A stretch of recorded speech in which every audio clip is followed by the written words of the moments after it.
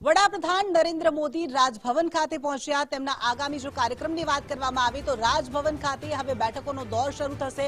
મહત્વની બેઠક મળી શકે છે। વડાપ્રધાન નરેન્દ્ર મોદી આજે ગુજરાતના પ્રવાસે થયા દરમિયાન તેમના હસ્તે અનેક લોકાર્પણ ખાતમુહૂર્તના કાર્યક્રમો થયા। સાથે જ તેમણે લાભાર્થીઓ સાથે સંવાદ કર્યો।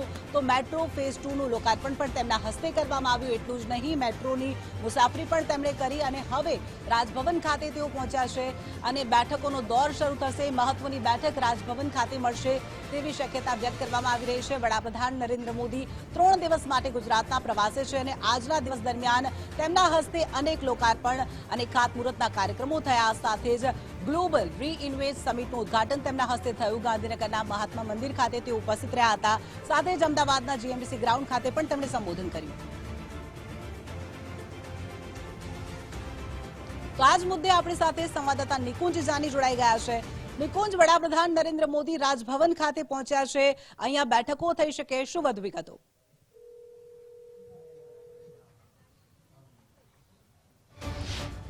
પ્રધાનમંત્રી નરેન્દ્ર મોદી તમામ કાર્યક્રમ પૂર્ણ કરીને હવે રાજભવન ખાતે પહોંચ્યા છે અને હવે આવતીકાલ સવારે 9:30 કલાક સુધી પ્રધાનમંત્રી નરેન્દ્ર મોદીનો રાજભવન ખાતેનો પ્રોગ્રામ જે છે તે ઓન શેડ્યુલ આરક્ષિત છે, એટલે કે કોઈ પણ પ્રકારનો ફિક્સ પ્રોગ્રામ નથી અને તેને લઈને એ પ્રકારની શક્યતા અને અટકળો છે કે કદાચ સંભવિત રીતે પ્રધાનમંત્રી નરેન્દ્ર મોદી રાજકીય આગેવાનો સાથે ગુજરાતની વર્તમાન રાજકીય પરિસ્થિતિ સંદર્ભે ચર્ચા કરી શકે છે, બેઠક કરી શકે છે। મારી પાછળ આપ જોશો તો રાજભવન ખાતે પ્રધાનમંત્રી પહોંચી ચૂક્યા છે અને આવતીકાલે સવારે તેઓ રાજભવનથી અહીંથી ભુવનેશ્વર જવા માટે રવાના થશે।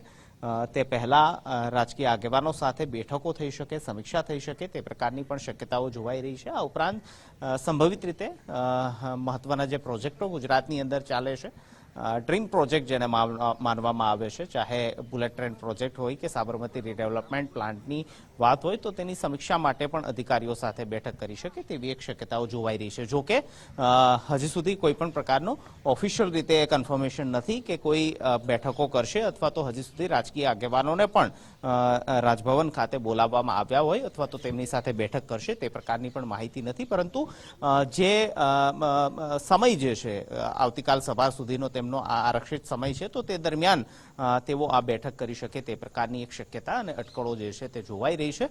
આવતીકાલે પ્રધાનમંત્રીનો જન્મદિવસ પણ છે અને સામાન્ય રીતે તેઓ જન્મદિવસ ઘણી વખત એવું પણ બન્યું છે કે 17 સપ્ટેમ્બરે તેઓ ગુજરાતમાં જ હોય, પરંતુ આ વખતે તેઓ ભુવનેશ્વર ખાતે અલગ અલગ લોકાર્પણ કાર્યક્રમો, વિકાસલક્ષી કાર્યક્રમો છે તેને ખાતમુહૂર્ત લોકાર્પણ માટે જવાના છે। તો 9:30 કલાકે આવતીકાલે પ્રધાનમંત્રી રાજભવનથી રવાના થશે અને ભુવનેશ્વર પહોંચશે।